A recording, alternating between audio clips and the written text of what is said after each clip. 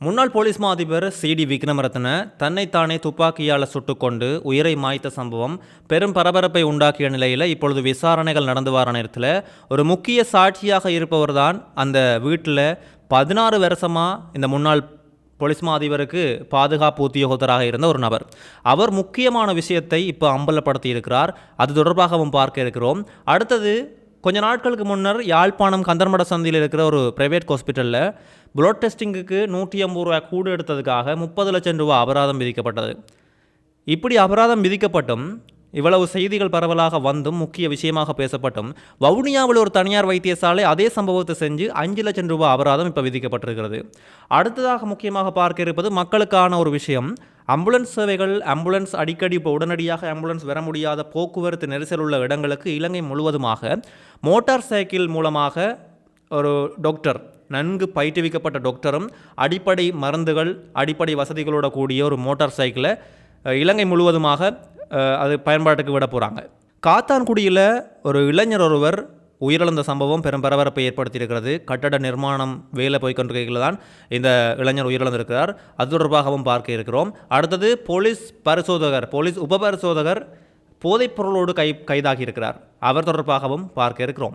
ஒவ்வொரு நாளுமே முக்கியமான செய்திகளை இந்த சேனலில் நீங்கள் பார்க்கக்கூடிய மாதிரியாக இருக்கும். அதாவது அரசியல் சம்பந்தப்பட்ட செய்திகளையும் நாங்கள் உள்ளடக்குவோம், மக்களுக்கு தேவையான செய்திகளையும் உள்ளடக்குவோம். ஒவ்வொரு நாளுமே என்னென்ன நடக்குது, இலங்கை முழுவதுமாக என்னென்ன நடக்குது என்று சொல்லி உங்களுக்கு தாரு நியூஸ் அப்டேட் சேனல் மூலமாக பார்க்கக்கூடிய மாதிரியாக இருக்கும். சேனலை இதுவரைக்குமே சப்ஸ்கிரைப் பண்ணாதவங்க சப்ஸ்கிரைப் பண்ணிக்கொள்ளுங்க.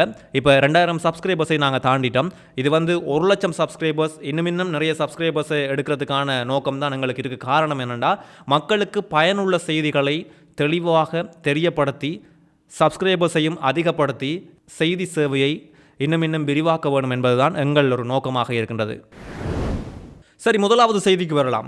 முன்னாள் போலீஸ் மா அதிபர் சிடி விக்ரமரத்ன உயிரிழந்த விஷயம் பெரும் அதிர்ச்சியை ஏற்படுத்தி இருந்தது. ஏனென்றா ஒரு முக்கியமான வழக்கு ஒன்றுக்கு முக்கிய சாட்சியாக இருந்த ஒரு நபர் உயிரிழக்கிறார் என்று சொன்னால் அது சாதாரணமாக கடந்து செல்லக்கூடிய விஷயம் இல்லை. இது ஒரு பரவலாக பார்க்கப்பட்ட அரசியல் ரீதியாக நிறைய முன்னாள் ஜனாதிபதிகளும் அவருடைய இறுதி அஞ்சலிக்காக சென்றிருந்தார்கள், இறுதி அஞ்சலியையும் செலுத்தியிருந்தார்கள். அவர் ஒரு நேர்மையான சிறந்த அதிகாரி என்றும் சொல்லியிருந்தார்கள். அது ஒரு புறம் இருக்க, இப்போ அந்த போலீஸ் மா அதிபருடைய வீட்டில் இருந்த பாதுகாவலர் செக்யூரிட்டி ஒரு முக்கியமான விஷயத்தை நீதிமன்றத்தில் சொல்லியிருக்கிறார். என்னென்னு சொன்னால், 16 வருஷமாக நான் இவருக்கு பாதுகாவலராக இருக்கிறேன், என்னோட நல்ல மாதிரி இதுவரைக்குமே 16 வருஷத்தில் அந்த துப்பாக்கியை கொண்டு வா, நான் டெஸ்ட் பண்ணி பார்க்க போகிறேன், தோட்டாவை கொண்டு வான்னு சொல்லி சிடி விக்ரமரத்ன கேட்டதில்லை. முதன் முறையாகத்தான் அன்றைக்கு கேட்டவர். எனக்கும் ஒரு சந்தேகம், ஏன் இப்படி கேட்கிறார் என்று சொல்லி. ஆனால் அவர் கேட்கிறார், நான் அதை மறக்க முடியாது, கொடுத்தேன் என்று சொல்லியிருக்கிறார். துப்பாக்கியையும் தோட்டாவையும் கொடுத்தா பிறகு தண்ணி போத்தல் எடுத்து வான்னு சொல்லிக்கல, தான் காலடி எடுத்து வெளியே வைக்கிறேன், துப்பாக்கி சூடு சத்தம் கேட்குது என்று சொல்லியும் பார்த்தபோது அவர் கீழே விழுந்து கிடக்கிறார். உடனே என்ன செஞ்சன், அந்த வீட்டுக்காரரோட உதவியை பெற்று முல்லேரியா வைத்தியசாலையில் அவர் அனுமதிச்சும் அவர் உயிரிழந்துட்டார் என்று சொல்லி இவர் ஒரு வாக்குமூலத்தை நீதிமன்றத்தில் தெரிவிச்சிருக்கிறார். அது மாத்திரமில்லாமல் இவர் உடற்பயிற்சிக்கு போகிறதுக்கு எப்போவுமே உடற்பயிற்சி போகிறேன்னு சொன்னால் சப்பாத்து போட்டிருப்பார். அன்றைக்கு அவர் சப்பாத்து போடவில்லை என்று சொல்லியிருக்கார். அதுலேருந்து என்ன தெரிய வருதுன்னா, அவர் வெளியில் போகிறதுக்கான ஐடியாவே இல்லை, உடற்பயிற்சி செய்கிறதுக்கான ஐடியாவே இல்லை, ஒரு திட்டமிட்ட முறையில் இப்படி தான் நடந்திருக்குன்னு சொல்லி இப்படியாக ஒரு வாக்குமூலத்தை இவர் கொடுத்திருக்கிறார். அப்போ கடுவலை நீதிமன்றத்தில் தான் இவர் இந்த வாக்குமூலத்தை கொடுத்திருக்கிறார். கடுவலை நீதிமன்றத்தில் சிஐடியினரும் முக்கியமான சாட்சியங்களை, சிசிடிவி சாட்சியங்கள் உட்பட பலருடைய வாக்குமூலங்கள் உட்பட பல சாட்சியங்களையும் நீதிமன்றத்தில் முன்வச்சிருக்காங்க. இப்போ இதில் விஷயத்தில் என்ன சொல்லியிருக்காங்கன்னு சொன்னால், அந்த துப்பாக்கி தோட்டா எல்லாமே அரச பகுப்பாய்வுக்காக சாட்சி பொருட்களாக அங்கே கையளிக்க சொல்லி நீதிமன்றமும் அதிரடி உத்தரவு ஒன்றை பிறப்பித்திருக்கின்றது. பார்க்கலாம், தொடர்ச்சியாக விசாரணை இன்னுமே முடியல, தொடர்ச்சியாக நடந்து வருது. இதில் என்ன நடக்க போகுது, யார் யார் சிக்க இருக்கிறாங்க, இது உண்மையிலேயே தற்கொலை தானா அல்லது யாராவது தூண்டினார்களா என்பது குறித்து விரைவில் தெரிய வரலாம், பார்க்கலாம். மட்டக்களப்பு காத்தான்குடியில் மட்டக்களப்பை சேர்ந்த 28 வயதுடைய ஒரு இளைஞன் கட்டட நிர்மாண வேலை, அதாவது ஒரு புதிய வீடு கட்டி கொண்டிருக்கிற வேலையில் ஈடுபட்ட பொழுது தூண் இடிந்து விழுந்ததில் மரணமடைந்த சம்பவம் பெரும் சோகத்தை ஏற்படுத்தி இருக்கின்றது.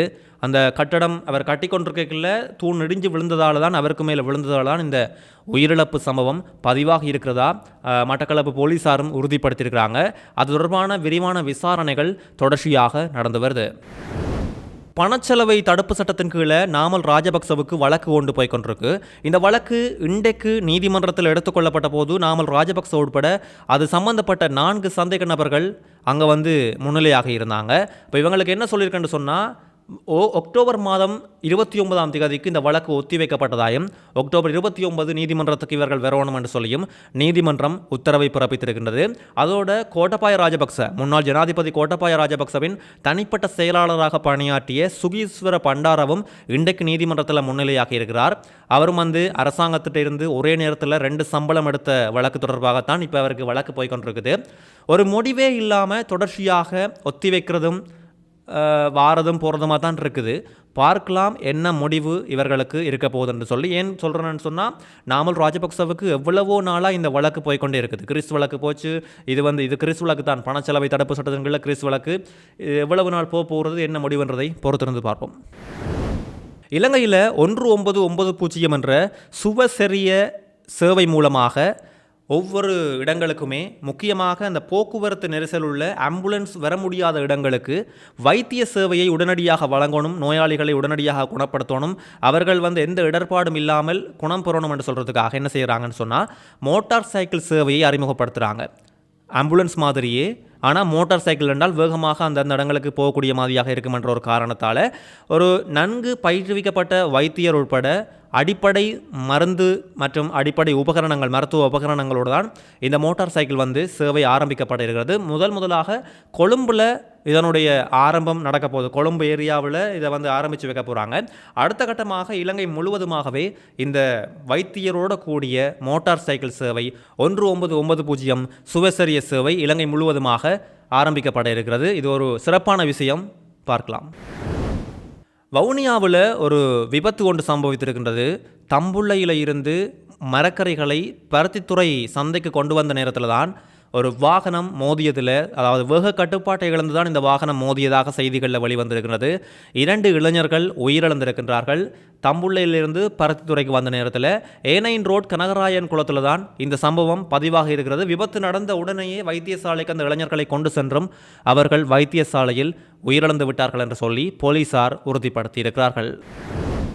வவுனியா தனியார் வைத்தியசாலையில் பிளட் டெஸ்டிங் இரத்த பரிசோதனைக்காக 400 ரூபாய் எடுக்க வேண்டிய நேரத்தில் 550 ரூபாய் எடுத்த காரணத்துக்காக 5 லட்சம் ரூபாய் அபராதம் விதிக்கப்பட்டிருக்கிறது. அண்மையில் யாழ்ப்பாணத்தில் ஒரு தனியார் வைத்தியசாலையிலையும் இதே மாதிரி இரத்த பரிசோதனைக்காக 400 ரூபாய் எடுக்க வேண்டிய நேரத்தில் 550 ரூபாய் எடுத்ததால் 30 லட்சம் ரூபாய் அபராதம் விதிக்கப்பட்டது. அந்த விஷயம் நடந்தும் இவர்கள் திரும்பவும் அதே பிள்ளையை செஞ்சு இப்போ 5 லட்சம் ரூபாய் அபராதம் வவுனியா தனியார் வைத்தியசாலையில் விதிக்கப்பட்டிருக்கிறது. அப்போ இப்படியான விஷயங்களை நீங்கள் மக்கள் 1977 என்ற தொலைபேசி இலக்கம், அதாவது நுகர்வோர் விவகார அதிகார சபைக்கு நீங்கள் முறைப்பாடுகளை தெரிவிக்கலாம். அலுவலக நேரங்களில் இப்படி ஏதாவது பொருட்களை கூட விலைக்கு விற்றாலோ, மருத்துவ சேவைகள் உட்பட பல சேவைகளை அதிக விலைக்கு உங்களுக்கு தந்தாலோ நீங்கள் உடனடியாக இது தொடர்பான முறைப்பாடுகளை 1977 என்ற தொலைபேசி இலக்கத்துக்கு தெரிவிக்கலாம்.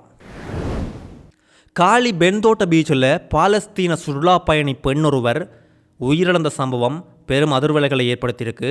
இவர் இலங்கையை சுற்றி பார்க்க என்ற ஒரு வந்த பெண் பேராசூட் மாதிரி பேராமோட்டரில் அந்த கடலுக்கு மேலே அந்த பேராமோட்டரில் இவ பறந்துருக்கிறா.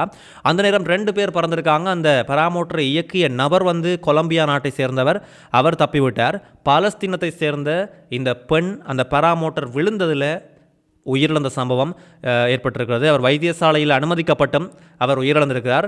தனியார் நிறுவனம் ஒன்று தான் இந்த பொழுதுபோக்குக்காக இந்த ஆக்டிவிட்டீஸை செஞ்சுருக்குது.